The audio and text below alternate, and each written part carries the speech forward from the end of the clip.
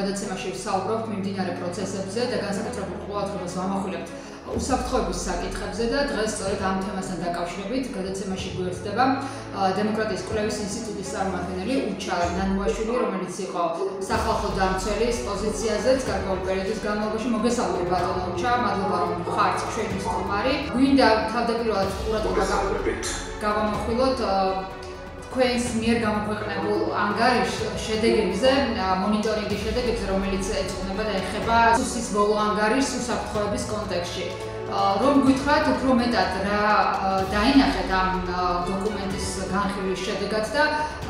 რა საფრთხეები წარმოიშვა, აი თუ მაგალითად პარალელებს გავავლებთ ბოლო წლებში გამოქვეყნებულ ანგარიშებთან. რა არის შეცვლილი, რა კონტექსტებზე არის უფრო აქცენტი გაკეთებული? ჩვენ ყოველწლიურად ვაკვირდებით უსაფრთხოების სამსახურის ანგარიშს და ზოგადად მათ საქმიანობას და შეიძლება პირდაპირ თქვას, რომ ბოლო ანგარიში იყო ყველაზე მეტად პოლიტიზირებული, ეს იყო ერთგვარად პოლიტიკური პარტიის გზავნილი და არა ნეიტრალური და დამოუკიდებელი ორგანოს მიერ მომზადებული ანგარიში. ეს სწორედაც რომ შედეგი არის პრაქტიკულად იმ ანალიზის, რომელიც ჩვენ ჩავატარეთ, შეიძლება ითქვას, რომ მთლიანად ეს ანგარიში თანხმედრაშია მმართველი პარტიის ქართული ოცნების ნარატივთან და ეს ძალიან ბევრ ადგილას ჩანს და სწორედ ამიტომაც ვამბობთ, რომ ჩვენ ეს ანგარიში და ზოგადად ეს უწყება უფრო მეტად პოლიტიზირებულია, ვიდრე ეს ოდესმე იყო. პირველ რიგში ალბათ ესეც არის აღსანიშნავი, რომ დაემთხვა ამ პერიოდში რაღაც ხელმძღვანელობის ცვლილება და კიდევ უფრო მეტი აქცენტები გაკეთდა, შეიძლება ითქვას, პროპოლიტიკური. მაგალითად ის, რომ ერთ-ერთ მთავარ დასკვნად, რასაც ჩვენ ვხედავთ და რაც გამოგვაქვს, არის ის, რომ დასავლეთის ქვეყნებს და დასავლეთის ინსტიტუტებს, ხომ ევროპას, ამერიკას წარმოადგენს როგორც დეზინფორმაციის და პროპაგანდის მთავარ წყაროდ. მსგავსი რამ არ ყოფილა არასოდეს არც ერთ წინა წელს და მიუხედავად იმისა, რომ წინა წლებშიც იყო გარკვეული ჩანაწერები, შეიძლება ბუნდოვანი, შეიძლება იყო ნახსენები უცხო სახელმწიფოები ან უცხო სახელმწიფოების მეცამსახურები, ხომ, რომელიც საქართველოში ეწეოდნენ დეზინფორმაციას, ცდილობდნენ რაღაც კონკრეტული ინტერესების განხორციელებას, დესტაბილიზაციას. შეიძლება ითქვას, რომ ასეთ რამეზე საუბარი იყო წინა წლებში, მაგრამ აი კონკრეტული მინიშნება არ ყოფილა და წელს პირველად ამ წლის ანგარიში, 2024 წლის ანგარიში, რომელიც ცოტა ხნის წინ გამოქვეყნდა, პირველად სწორედ დასავლეთი და დასავლური ინსტიტუტები არის წარმოდგენილი, რომ სწორედ ისინი არიან მთავარი საფრთხე ქვეყნისთვის, სწორედ იქიდან მომდინარეობს დეზინფორმაცია და პროპაგანდისტული კამპანიები და ეს არის ალბათ მთავარი განსხვავება, მე ვფიქრობ წინა წლებთან დაკავშირებით. ანუ რას ნიშნავს ეს, რომ სახელმწიფო, რომლის ტერიტორიის 20% არის ოკუპირებული, რომელმაც სულ ცოტა ხნის წინ გადაიტანა ომი და არაერთი ხო, მანამდეც იყო არაერთი ომი რუსეთთან, რომელიც ასევე აწარმოებს რამდენიმე ომს, მათ შორის უკრაინაში, სადაც ასეულობით ადამიანი, მათ შორის საქართველოს მოქალაქეები დაიღუპნენ და რომელიც პრინციპში აგრძელებს აგრესიას ყოველდღიურად საქართველოს ტერიტორიაზე, ხო, მათ შორის ბორდერიზაციის, მოქალაქეთა მკვლელობის არაერთი ფაქტი მოხდა, ხო, და შესაბამისად შეიძლება ითქვას, რომ იმის ნაცვლად, რომ რუსეთი იყოს მთავარ საფრთხედ დასახელებული ანგარიში, დღეს ჩვენ გვაქვს სიტუაცია, სადაც რუსეთი არ არის ასე წარმოდგენილი. რუსეთი ნახსენებია მხოლოდ ოკუპაციის თავში, წინა წლების მსგავსად და მე ვფიქრობ, ალბათ ეს უფრო ინერციით, მხოლოდ ნახსენებია ის პრობლემები, რომელიც საოკუპაციო ხაზთან და ოკუპირებულ ტერიტორიებზე იმყოფებოდა, მაგრამ სხვა მხრივ ის, რომ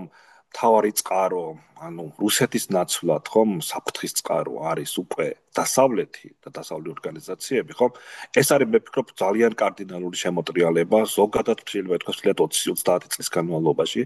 ასეთი რამ, იგივე უსაფრთხოების სამსახურის ისტორიაში 90-იან წლების შემდეგ აღარ ყოფილა. ანუ შეიძლება ითქვას, რომ პირდაპირ, შეიძლება ითქვას, რომ უსაფრთხოების სამსახური ამდენად გახდა პოლიტიზირებული, რომ რეალურად ეს მთავარი,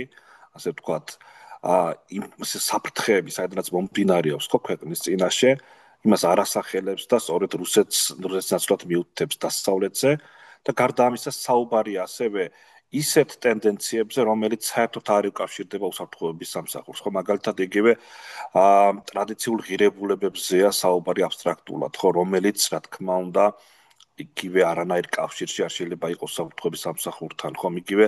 ამ სამსახურს აქვს სხვა დანიშნულება, რომ უფრო რეალური საფრთხეები ასახოს და წარუდგინოს საზოგადოებას, ხომ? აი აქ მაგალითად რა იგივე გეკითხებით? დიახ, ბატონო, ვიდრე გავაგრძელებთ, აი აქვე რომ მაყურებელს უთხრათ, ჩვენ ძალიან დიდი ხანია უკვე 2 წელია სულ მცირე გვესმის საფრთხეზე საუბარი, ომი გინდათ, ანუ გლობალური ომის პარტია, ჩვენ თუ რაღაც კიდევ რაღაც ზედმეტ ნაბიჯებს გადავდგამთ, საქართველოში შესაძლოა გაუარესდეს სიტუაცია და ასე შემდეგ. ანუ ეს გლობალური ომის პარტია, საფრთხე, ომი გინდათ შიში, ხო? ანუ ეს სადაც უნდა ეწეროს, აი ამ უსაფრთხოების დოკუმენტში ერთ-ერთი, ხო? ამ სუსის ანგარიში. არის თუ არა სადმე განსაზღვრული, რომ აი რეალურად საქართველო აი ამ გლობალური ომის რაღაც საფრთხის წინაშე დგას. ეს არის ნახსენები ამ დოკუმენტში? რა არის სწორედ ამიტომაც ვამბობ, რომ ეს დოკუმენტი არის პოლიტიზირებული, იმიტომ რომ პრაქტიკულად მასში არის ანუ არ არის საუბარი მთავარ პრობლემაზე, რომელიც ქვეყანაში არსებობს და პირიქით შეიძლება ითქვას, რომ იმ სახელმწიფოებს და იმ ორგანიზაციების წინააღმდეგ შეიძლება ითქვას, რომ არის ძალიან ბევრი საუბარი, რომელიც იდეაში არის და წარმოადგენენ წაწლების განმავლობაში საქართველოს მხარდამჭერებს, ხომ? ისე რომ მაგალითად არიან ნახსენები, ხომ, ძალიან ბევრი ორგანიზაციები, ხომ, მათ შორის დასავლური ორგანიზაციები, მათ შორის არის საუბარი იმაზე, რომ თურმე ქართულ პოლიტიკურ სპექტრს და რაღაც პოლიტიკურ ორგანიზაციებს აქვს კავშირი უცხო ქვეყნის პოლიტიკურ სუბიექტებთან, სახელმწიფო ორგანიზაციებთან, ხო და ასე შემდეგ. რომ სუსი ღიად ადანაშაულებს დასავლეთის ქვეყნებს და ორგანიზაციებს დეзинფორმაციის წარმოებაში, ანუ იდეაში საქართველოს საფრთხეებისთვის სახიფათო პოლიტიკურ სუბიექტებად არიან მიჩნეული ეს ორგანიზაციები და ეს პარტიები, ხომ? ანუ ის რომ რაღაცნაირად ჩვენ წლების განმავლობაში გვესმის, ხომ, ეს თუნდაც ის რომ მაგალითად ის პროპაგანდა, რომელსაც ქართული ოცნება მშვიდობასთან დაკავშირებით წარმართავს, ხომ? აქ ცოტა სხვა კონტექსტშია ნათქვამი ის რომ მაგალითად თუნდაც ის რომ სუსი უცხო ქვეყნებს იხსენიებს დეзинფორმაციის კონტექსტში და ეს არის პირველად ღიად გამოტანილი, რომ ეს უცხო ქვეყნები არის დასავლეთი, ეს არის ევროპა და ეს არის ამერიკა. ანუ უფრო და უფრო ხშირად იყენებდა ქართული ოცნება მაგალითად იგივე ანტიდასავლურ გზავნილებს ბოლო წლების განმავლობაში, ის ასევე იმატა მსგავსი ნარატივის გავრცელებამ პროპაგანდისტულ ტელევიზიებში და სხვა მედია ორგანიზაციებში ანტიდასავლეთის წინააღმდეგ და რა თქმა უნდა ეს ყველაფერი ასევე არის ასახული სახელმწიფო საფრთხების სამსახურის ანგარიშიც. ის რომ მაგალითად ანტიდასავლური პოლიტიკური რიტორიკა აისახება ასევე კანონმდებლობაში ხო ბოლო წლების განმავლობაში. ეხება ეს უცხოეთის აგენტების შესახებ კანონს თუ სხვა არაერთ კანონს, რომელიც იქნა მიღებული ხო თუნდაც ამ ბოლო 1 წლის განმავლობაში. თუნდაც იგივე გრანტების სახებ კანონში შეტანილი ცვლილებები და ასე შემდეგ, რა თქმა უნდა, ეს ყველაფერი არის სწორედაც რომ გაგრძელება იმ პოლიტიკის, რომელსაც რეალურად რუსეთი ახორციელებს და რომელიც პრინციპში საქართველოში ნიშნავს იმ თავისუფალი სამყაროდან საქართველოს პარტნიორი ქვეყნებიდან, მეგობარი ქვეყნებიდან, სამოქალაქო საზოგადოების, სხვადასხვა ჯგუფების მედიის დაფინანსების შეწყვეტას, რომლებიც წლების განმავლობაში რეალურად ეხმარებოდნენ ქვეყანას განვითარებაში. ანუ ერთის მხრივ ჩვენ ხედავთ, რომ აქ მიმდინარეობს კამპანია იმ დასავლური ორგანიზაციების წინააღმდეგ და სწორედ სუსი ამ ორგანიზაციებს ადანაშაულებს დეзинფორმაციაში, ხომ? აქედან გამომდინარე, პირდაპირ შეიძლება ითქვას, რომ ამ ნაწილში სახელმწიფო სამსახური პირდაპირ ქართული ოცნების პროპაგანდას ყოველგვარი მტკიცებულებების გარეშე იმეორებს და დასავლეთის ქვეყნების მიმართ, რა თქმა უნდა, არის კრიტიკული და ასევე შეიძლება ითქვას, რომ ცალკე შეიძლება იყოს მაგალითად საუბარი არის მაგალითად იგივე ეთნიკური უმცირესობებით დასახლებულ რეგიონებში ანტიქართული პროპაგანდის წარმოების მცდელობაზეც. ასეთი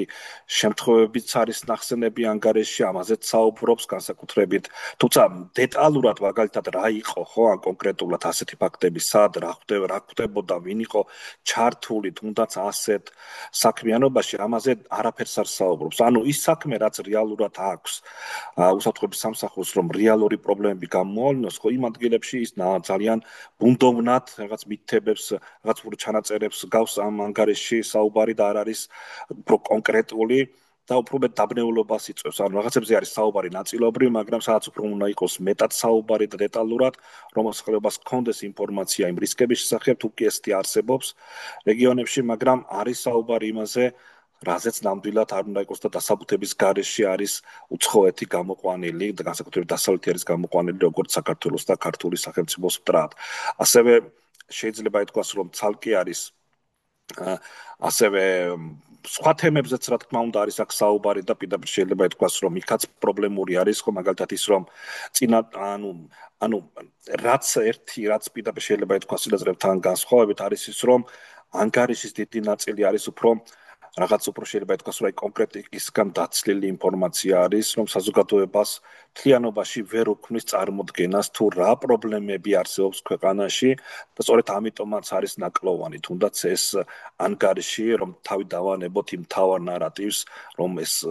რეალურად არის დასავლეთის წინააღმდეგ პროპაგანდის ნაწილი,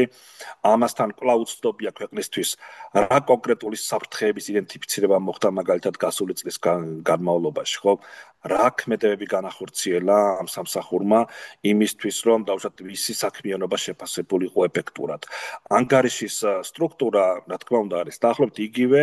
მოიცავს როგორც ოკუპირებულ ტერიტორიებზე არსებულ მდგომარეობას, ასევე დეზინფორმაციას, ჰიბრიდულ ომზე არის საუბარი, კიბერუსაფრთხოებაზე, ტერორიზმზე, კორუფციასთან ბრძოლაზე და ასე შემდეგ. თუმცა მაინც შეიძლება ითქვას, რომ ეს საკითხები უფრო ნაკლებად არის ფოკუსირებული და უფრო მეტი ყურადღება არის სწორედ ამ დეზინფორმაციაზე და სადაც პირდაპირ შეიძლება ითქვას, რომ რეალური ინფორმაცია, თუნდაც იგივე კორუფციასთან დაკავშირებით, ხო, რომელიც არის ერთ-ერთი მთავარი გამოწვევა და შეიძლება ითქვას, რომ არის საკმაოდ სერიოზული პრობლემა ქვეყანაში, ამაზეც შეიძლება ითქვას, რომ რეალურად ბევრი არაფერი არ არის ნათქვამი, გარდა იმ რაღაც ძალიან მცირე ინფორმაციის, რომელიც იქ არის მოცემული, ხო? იგივე მაგალითად ყურადღება ეთმობა კორუფციის პრევენციას, რისთვისაც ტარდება საინფორმაციო შეხვედრები სტუდენტებთან და საჯარო მოხელეებთან, პრევენციული საშუალო რაღაც სამუშაოების წარმოება და ასეთ საკითხებზე არის საუბარი, მაგრამ დაკონკრეტებული არ არის, თუნდაც იგივე რამდენი ინფორმაცია იყო მიღებული, საერთოდ რა სახის საქმეებზე მუშაობდა უსაფრთხოების სამსახური, იქაც არის ინფორმაცია მოყვანილი, მაგალითად იქიდან ჩანს, რომ სამოხელეო დანაშაულებზეა საუბარი უფრო მეტად და ის რომ მაგალითად კორუფციულ შემთხვევებზე უფრო მეტი მაჩვენებელი არის გამოძიების, ეს მაგალითად 2023 წელს თუ სულ მხოლოდ 14 საქმეზე დაიწყო გამოძიება, 24 წელს 23 საქმეზე იყო დაწყებული გამოძიება, მაგრამ ეს არის ძირითადად უფრო წვრილმან დანაშაულებზე, სამოხელეო დანაშაულებზე, რამდენიმე პირის მიმართ და უფრო მსუბუქი ხასიათი არის, იმიტომ რომ მაგალითად იგივე ნათქვამია, რომ სამ საქმეზე იყო განრიდება გამოყენებული, ხო და ამ შემთხვევაში ისევ ვაკითხვა, რატომ უნდა იყოს ეს თემები და ეს საკითხები სუსის გამოსაძიებელი, როცა მისი რესურსი და მისი ასე ვთქვათ, მთლიანი ინსტიტუტი უნდა იყოს მიმართული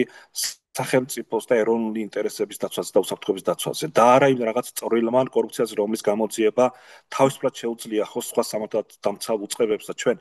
ასეთი რამდენიმე უწყება გაგვაჩნია და აქაც მე ვფიქრობ, რომ კიდევ ერთი პრობლემა ჩანს, როდესაც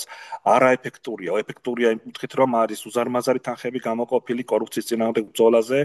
მაგრამ იდეაში მხოლოდ რამდენიმე საქმის გამოძიება მოხდა წინა წლის განმავლობაში და მათ შორის განრიდებაც კი იყო გამოყენებული და სულ რამდენიმე პირის მიმართ დადგა განაჩენი და ამ კუთხითაც ვფიქრობ, რომ არაკონივრული არის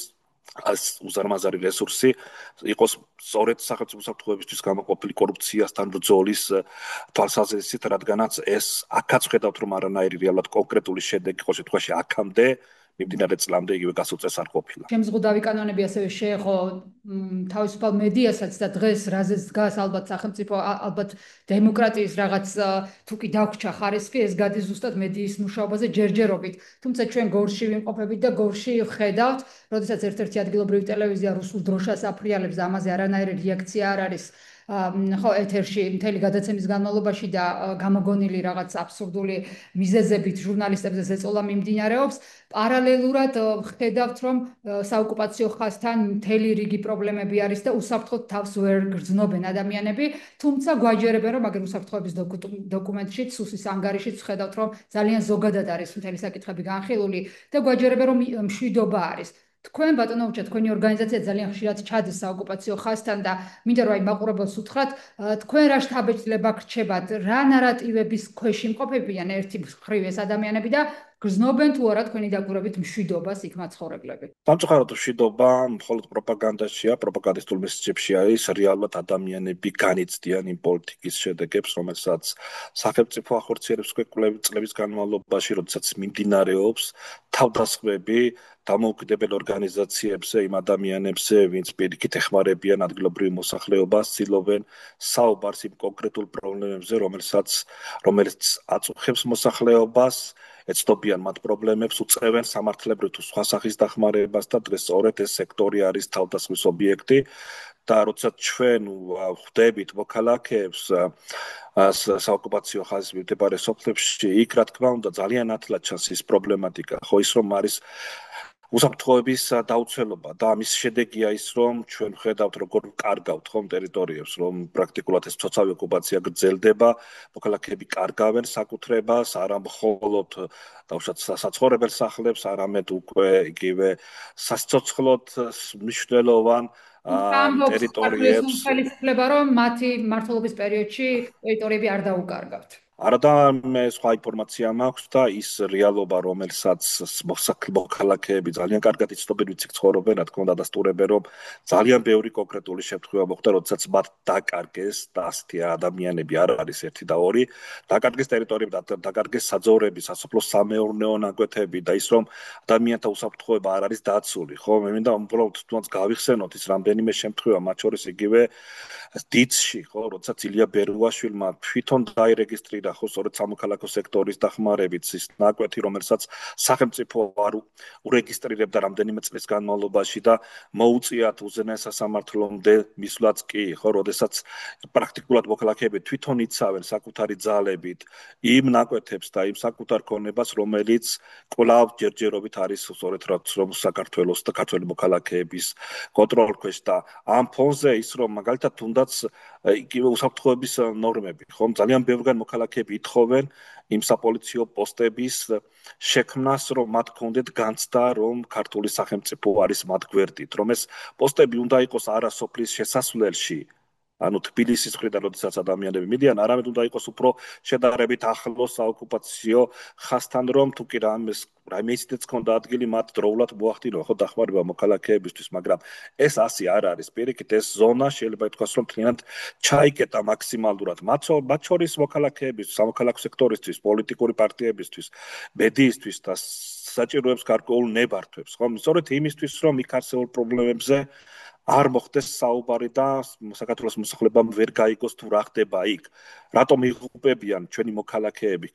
საოკუპაციო ხაზთან, ან რა ნაბიჯებს დგას ხელისუფლება, რომ ეს საქმეები იყოს გამოძიებული, ხომ? ნახეთ, არაერთი ტრაგიკული შემთხვევა მოხდა, მაგრამ რეალურად ბევრი არაფერი გაკეთებულა იმისთვის, რომ ვინმე დასჯილიყო და სახელმწიფო ამ მხრივ კვლავ პასიურია, ხომ? ეს არის ალბათ ის თემები, რომელსაც ძალიან ნათლად და ძალიან კარგად პირველ რიგში სწორედ ის მოქალაქეები გრძნობენ, ვინც ახლოს ცხოვრობენ. ცალკე პრობლემაა ის სოციალ-ეკონომიკური პრობლემა, მიუხედავად იმისა, რომ ბევრი რამ შეიძლება გაკეთა და იყო მცდელობები ამ კუთხით. ვხედავთ, რომ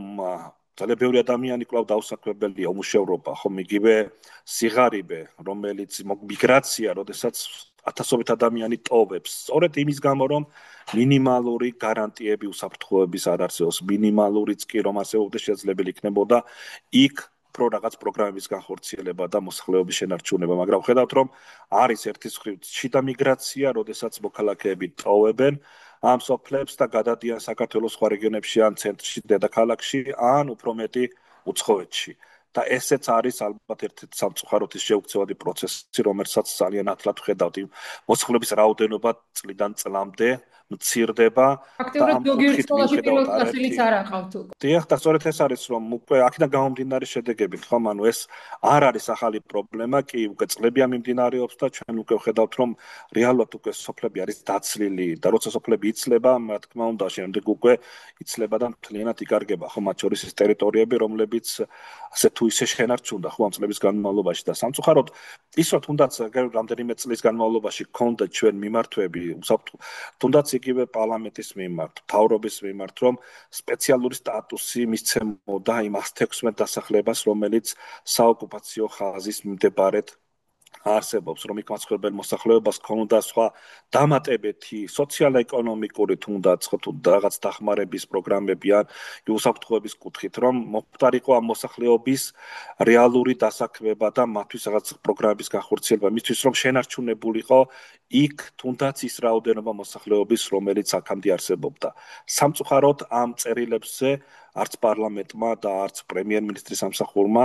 არც პასუხიც არ გაგვცა და რატომ? იმიტომ რომ რაღაც ნაწილ სოფლებისას აქვს იგივე მაღალმთიანი სტატუსი, მაგრამ ესეც რეალურად პრობლემას ვერ აგვარებს, იმიტომ რომ აქაც ქმნის გარკვეულწილად დისკრიმინაციას, ხო, როდესაც ყველა ამ სოფელს საერთო პრობლემა გააჩნია, ისინი არიან იმ ზონაში, სადაც უსაფრთხოების ნორმები არ არის დაცული და არის საკმაოდ დიდი რისკები და მოქალაქეები არიან კონკრეტული პრობლემების წინაშე, მათ სჭირდებათ რაღაც ერთნაირი მიდგომა და ერთნაირი დახმარების რაღაც კონკრეტული გეგმის შემუშავება. სამწუხაროდ პარლამენტმა და პრემიერის სამსახურმაც მთავრობამაც პრაქტიკულად ამ იდეაზეც უარი განაცხადა და რის გამოც კიდევ ხედავთ იმ სავალალო შედეგებს, როდესაც მოსახლეობა საკუთარ თავზე გრძნობს ამ პოლიტიკის შედეგებს. აი საკუთარ თავზე გრძნობენ ჩორჩანაში მაცხოვრებლები ზუსტად და გარკვეული მოლოდინები არსებობს იმისა, რომ შესაძლოა საგუშაგო საერთოდ მოიხსნას და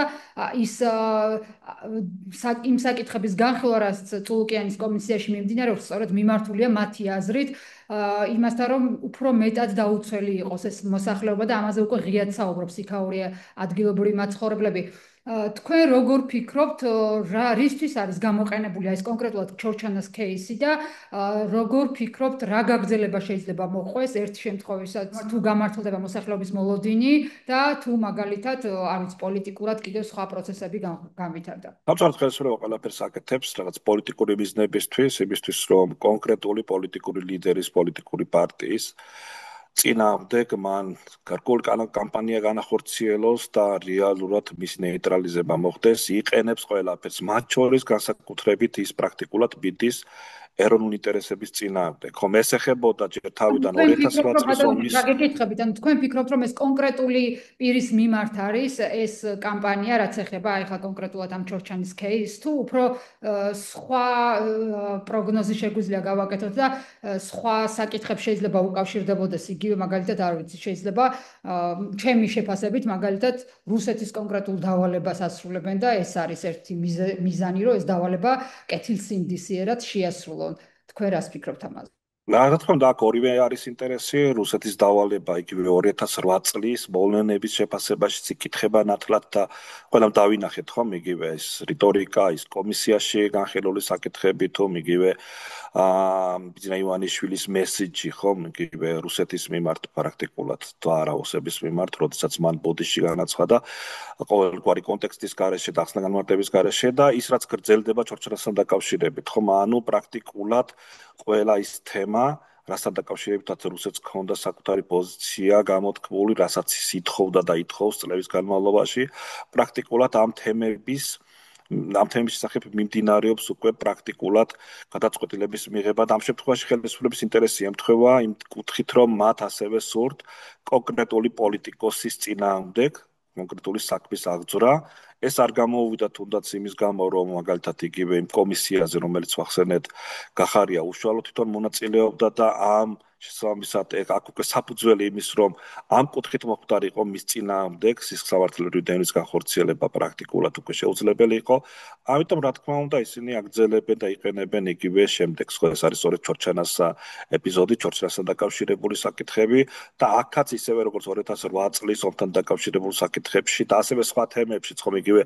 მე მაგალითად მახსოვს იგივე ვარდების რევოლუციის შეფასებაში და შემდეგ ჩვენ ხედავთ ხო რომ ხელისუფლება პრაქტიკულად რუსულ ნარატივზე ზის და პრაქტიკულად რუსულ ინტერესებს ახორციელებს და აქ უკვე ამ საკითხების განხილვას არაფერი საერთო არ აქვს რაიმე კონკრეტული საკითხის შესწავლასთან. ეს არის ჩვეულებრივი სადამსჯელო მექანიზმი გამოყენებული იმისთვის, რომ ყველა მოწინააღმდეგე პოლიტიკური ჯგუფი იქნება თუ სხვა იქნეს მაქსიმალურად რაღაც მიზანდასახულად განადგურებული და რეალურად მათ წინააღმდეგ კონკრეტული ნაბიჯები იყოს გადადგმული. და ბოლოსკენ ბატონოუჩა რომ შევაფასოთ რა ხდება ჩვენს გარშემო, როგორ შეიძლება განვითარდეს მოვლენები, როგორი არის საერთაშორისო პარტნიორების მხარდაჭერა და რა მოლოდინები შეიძლება გქონდეს, აი რა მოცემულობა გვაქვს და თუ გავითვალისწინებთ რომ თავისუფალ მედიაზე ყოველდღიურად მიმდინარეობს ეწოლა ზიამაღლობელი ციხეშია და თითქმის რა ვიცი კვირაში ყოველ კვირა ფაქტურად იზრდება ხო პოლიტიკური ნიშნით დაკავებულთა რაოდენობა აი ამ მოცემულობით რისი იმედი შეიძლება გქონდეს რა რეალობა გვაქვს ვფიქრობ რომ იმედი უნდა გქონდეს იმიტომ რომ მთელი მსოფლიო ხედავს ის თუ რა ხდება საქართველოში ხდება ის რაც მოხდა უკვე რუსეთში როდესაც რუსეთში დაიწყო დევნა იმ ყველა ორგანიზაციის ყველა მედიის ყველა პოლიტიკური ჯგუფის თუ გასხვავებულად მოაზროვნე ადამიანების თუმცა რუსეთში თუ ეს ყველაფერი ხდებოდა 10 წლის განმავლობაში საქართველოში ეს ყველაფერი უფრო შეჭიდრებულ ვადებში ხდება და უფრო ფორსირებულ რეჟიმში ხდება შესაბამისად შეიძლება ითქვას რომ ხელისუფლება ცდილობს გაანადგუროს ის ორგანიზაციები რომლებიც მოსახლეობას უწევენ დახმარებას კონკრეტულ საკითხებში, ხო საუბრობენ მათ პრობლემებზე, ცდილობენ ქვეყნის